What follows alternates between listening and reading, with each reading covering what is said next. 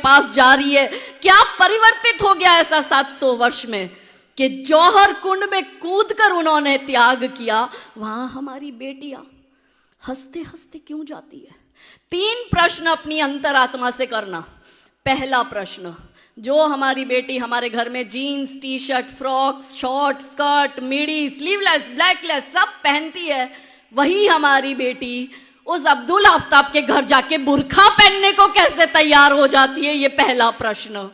दूसरा प्रश्न, जो हमारी बेटी हमारे घर में पहली रोटी गौ माता को खिलाती है, वही हमारी बेटी उस अब्दुल आफ्ताब के घर जाकर गौमांस पकाने और गौमांस का भक्षण करने को कैसे तैयार हो जाती है? ये दूसरा प्रश्न। तीसरा और अंतिम प्रश्न, जो हमारी बेटी को अपने घर में अपने भाई बहन से ज्यादा कम शेयरिंग मिलता है ना, कि बेटियां कंप्लेन करती है आपने भैया को ज्यादा दिया, मुझे कम दिया, दीदी को 2 जीन्स लाके दी, मुझे 1 जीन्स दी, दीदी को 200 रुपए वाली पहन दी, मुझे 180 रुपए वाली। छोटी मोटी नोकझोंक हर घर में हर भाई बहन में होती है। वही हमारी बेटी उस जिहादी के घर जाके 3-3 सौतनों के साथ रहने को कैसे तैयार हो जाती है? वो 4 निकाह करना उसमें जायज है। क्योंकि मेरे भोले भाले हिंदू भाई बहनों, ये ब्लैंक स्लेट है, कोरी पार्टी। यदि आप अपने धर्म की, अपने संस्कृति की छाप इस पर नहीं छोड़ोगे, आप इस पर जय श्री राम नहीं छापोगे, तो वो जिहादी अल्लाहू अकबर छाप देगा। तय हमें करना है कि हमें क्या करना है। हमें हमारे बच्चों को किस और ले जाना है वो हमें तय करना पड़ेगा। हमें कौन से भारत का निर्माण करना है, यह हमें तय करना पड़ेगा। ज्यादा समय नहीं है, 10 वर्ष।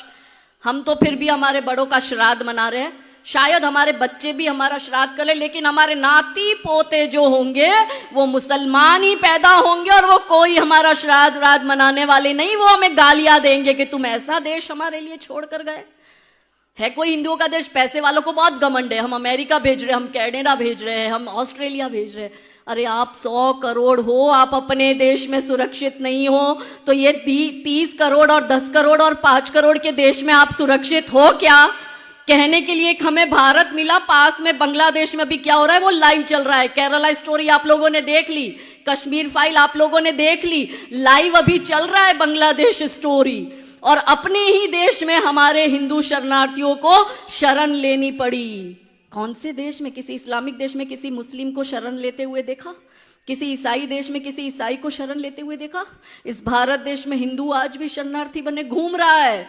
तो ये चिंता का विषय है। हमारे पास कहने को अपना एक देश भी नहीं, और ये जो महान मातृभूमि हमें मिली है, यदि हम इस देश की भी रक्षा नहीं करते हैं तो आने वाला भविष्य खतरनाक है। तो समर्थ नारी समर्थ भारत पर आज जो हमारी चर्चा हुई, इस चर्चा में अंत में, क्योंकि मारवाड़ी लोग हैं और महाराणा प्रताप के साथ हमारा कनेक्शन है, तो महाराणा प्रताप की मृत्यु की साधना बताकर अपनी वाणी को विराम दूंगी कि अकबर और महाराणा प्रताप के बीच का घनघोर युद्ध, महाराणा प्रताप ने करी मृत्यु की साधना। अकबर के साथ वो भी लोग थे जिनको अकबर के साथ रहना चाहिए था, और अकबर के साथ वो भी लोग थे जिनको महाराणा प्रताप के साथ रहना चाहिए था। इसमें 4 प्रकार के लोग आए। बुद्धिशाली लोग, जो कुछ हेल्प नहीं करते, वो फ्री का सजेशन देते, वो तब भी चलता था, वो अब भी चलता है। और कमजोर कायर डरपोक लोग जब खुद युद्ध में शामिल नहीं हो पाते, तो जो युद्ध लड़ रहा है उसका भी पैर खींचने की कोशिश करते हैं। तो इसमें एक वर्ग था बुद्धिशाली लोगों का। वो गया महाराणा प्रताप के पास में और उसने कहा कि आप उसकी सेना देखो कितनी बड़ी, आप अपनी सेना देखो कितनी छोटी, आप ये युद्ध लड़ भी नहीं सकते, आप ये युद्ध जीत भी नहीं सकते। तो बुद्धि कहती थी टक्कर असंभव है। फिर गणितज्ञ लोग गए, वो लोग होते ना जो हर बात में कैलकुलेशन करते हैं, वो जाके सारा ले आया, इतने हाथी, इतने घोड़े, इतनी सेना, आप ये उसका देखो, आपका देखो, आप ये युद्ध लड़ नहीं सकते। तो गणित ने कहा कि विजय असंभव है। बुद्धि कहती थी टक्कर असंभव है, गणित कहता था विजय असंभव है। फिर तीसरी कैटेगरी थी समझदार लोगों की, तो उन्होंने कहा आप ये युद्ध किसी भी हाल में नहीं जीत सकते, इससे अच्छा है आप झुक जाओ, आप अकबर का आधिपत्य स्वीकार कर लो और अपना मेवाड़ अकबर को दे दो। और चौथा था उसके रिश्तेदार, उनको पता था ना तो ये झुकेंगे, ना ये कन्वर्ट होंगे, ना अपना ये राजपाट देंगे, ये तो हर हाल में युद्ध करेंगे मगर जीतने वाले नहीं है क्योंकि उसकी संख्या ज्यादा है। तो एक काम करो, रिश्तेदारों ने कहा भाग जाओ। तो बुद्धि कहती थी टक्कर असंभव है, गणित कहता था विजय असंभव है, समझदार ने कहा झुक जाओ और रिश्तेदारों ने कहा भाग जाओ। मगर महाराणा प्रताप ने किसी की भी बात नहीं मानी और महाराणा प्रताप ने करी मृत्यु की साधना। और उन्होंने कहा, ये महाराणा प्रताप के शब्द है कि जब मनुष्य का सम्मान के साथ जीना असंभव हो जाए तो मनुष्य को सम्मान के साथ मर जाना चाहिए। अब इस मातृभूमि के लिए यदि हम सम्मान अर्जित नहीं कर सकते तो केसरिया बाना पहनकर मैं तो निकल पड़ी हूं, क्योंकि उसी योद्धा की भूमि की मैं भी एक बेटी हूं। लड़कर मर जाऊंगी पर झुकूंगी नहीं। और इसलिए महाराणा प्रताप ने कहा, भविष्य के द्वार खोल दिए कि भाई कुत्तों की तरह दुम मत हिलाना, इस मातृभूमि के लिए और धर्म के लिए लड़कर मर जाना, मगर आधीनता स्वीकार मत करना। ये महाराणा प्रताप की मृत्यु की साधना। तो अब आपको तय करना है, नारियों को तय करना है, हर पिता को तय करना है कि उसको अपने बेटी को पापा की परी बनाना है या वीर योद्धा बनाना है। ये हर पिता को तय करना पड़ेगा।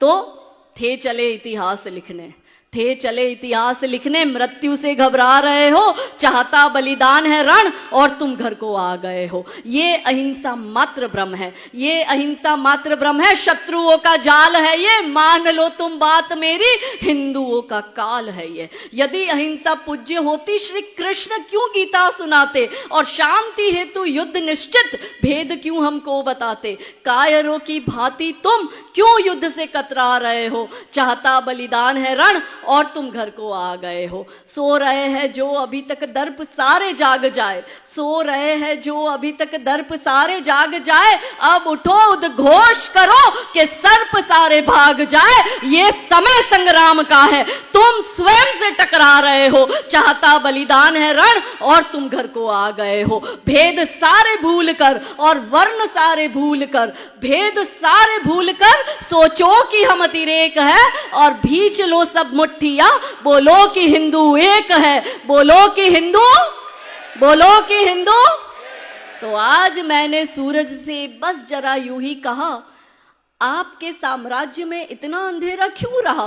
तमतमाकर वो दहाड़ा बोला, मैं अकेला क्या करूं, तुम बेफिक्रों के लिए मैं भला कब तक लड़ूं। आकाश की आराधना के चक्करों में मत पड़ो, संग्राम ये घनघोर है, कुछ मैं लड़ूं कुछ तुम लड़ो। बोलो सियावर रामचंद्र की, पवन सुत हनुमान की, उमापति महादेव की, रुक्मणी